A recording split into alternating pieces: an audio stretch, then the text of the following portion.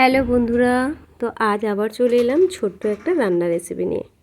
আজ করে দেখাবো সম্পূর্ণ নিরামিষ ছানার ডালনা, মানে ছানার কোপ্তা কারি যেটা বলে। অনেক রকমভাবেই তো বানান, তাহলে আজকের একটু আমি অন্য রকমভাবে বানানোর চেষ্টা করলাম। তো চলুন দেখে নেওয়া যাক কীভাবে আমি আজকের এই রান্নাটা করেছি। আর এই ছানার কোপ্তা করার জন্য প্রথমেই যেটা আমাদের দরকার দুধটাকে আমি প্রথমে একটু ছানা কাটিয়ে জল ঝরিয়ে রেখে দিয়েছিলাম। তো এবারে সেই ছানাটাকে একদম জল ঝরে গেছে একটা থালার মধ্যে নিয়ে নিয়েছি। এবারে এর মধ্যে 1 চামচ পরিমাণ বেকিং পাউডার দিলাম, তাহলে কিন্তু একটু ফুলে উঠবে আর দেখতেও ভালো লাগবে, খেতেও বেশ ভালো স্বাদ হবে।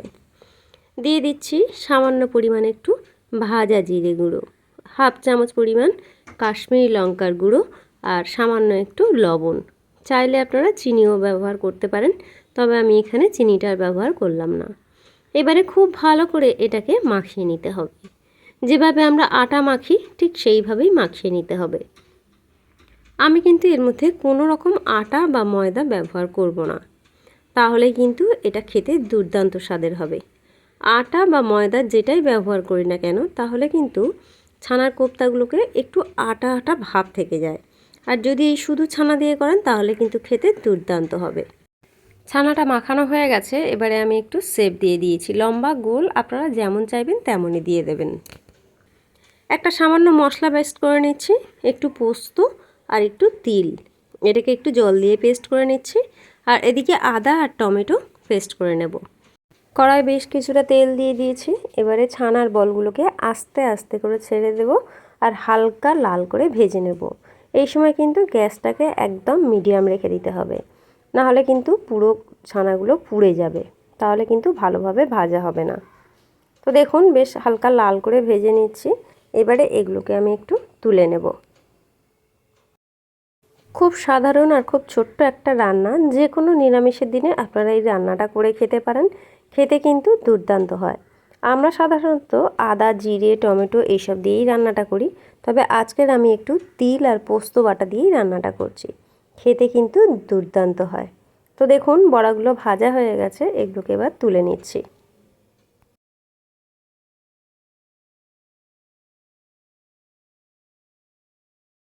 কড়াই যে তেলটা রয়েছে ওই তেলের মধ্যেই প্রথমে আমি আলুগুলোকে একটু ভেজে নিচ্ছি। নতুন আলু আপনারা চাইলে একটু সিদ্ধ করেও নিতে পারেন, তবে আমি এখানে আলুগুলোকে একটু ভেজে নিচ্ছি। আলুগুলোকে একটু বেশি লাল করে ভাজলে আলুগুলো কিন্তু খুব তাড়াতাড়ি সিদ্ধ হয়ে যাবে। তেল একটু কম মনে হচ্ছে, তাই আমি আরও একটু বেশি পরিমাণে তেলটা অ্যাড করে দিচ্ছি। আলুগুলো বেশ সুন্দর করে ভাজা হয়ে গেছে, এগুলোকে এবার তুলে নিচ্ছি।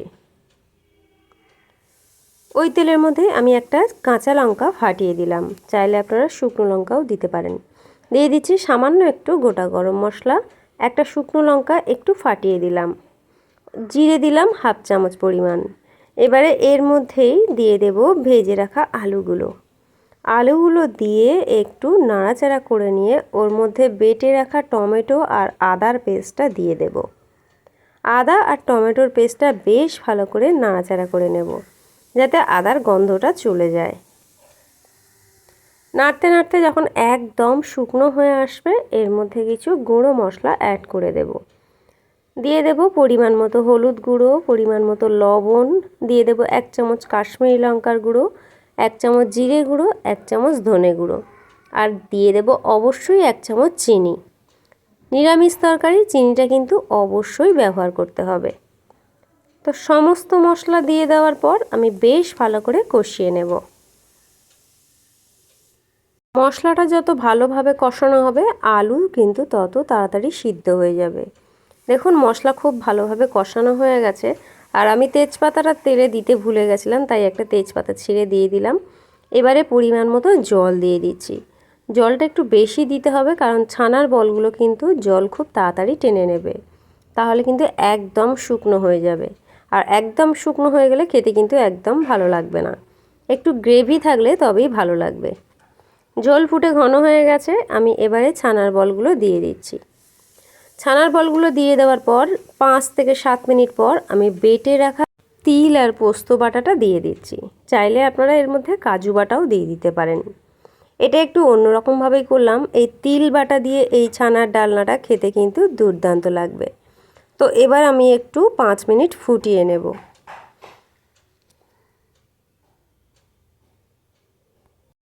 তরকারি কিন্তু একদম রেডি হয়ে এসেছে। এবারে এর মধ্যে দিয়ে দিচ্ছি 1/2 চামচ পরিমাণ ঘি, দিয়ে দিচ্ছি 1 চামচ গরম মশলা গুঁড়ো, আর শেষে দিয়ে দেব সামান্য একটু কাসুরি মেথি।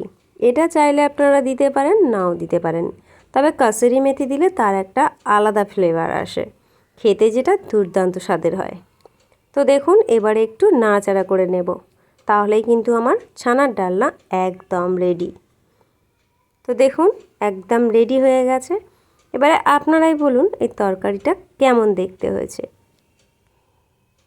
আজকের এই ছোট্ট রান্নার রেসিপিটা আপনাদের কেমন লাগলো অবশ্যই কিন্তু কমেন্টস করে জানাবেন। আর এইভাবে একবার বাড়িতে বানিয়ে দেখুন, খেতে কিন্তু দুর্দান্ত লাগে। অনেক রকমভাবেই তো বানান, তাহলে আজকের এইভাবে একবার বানিয়ে দেখুন। ভাত, রুটি, লুচি, পরোটা যে কোনো কিছুর সাথে খেতে কিন্তু জাস্ট দুর্দান্ত লাগবে। তো দেখা হচ্ছে আবার কোনো নতুন ভিডিও নিয়ে। ভালো থাকবেন, সুস্থ থাকবেন।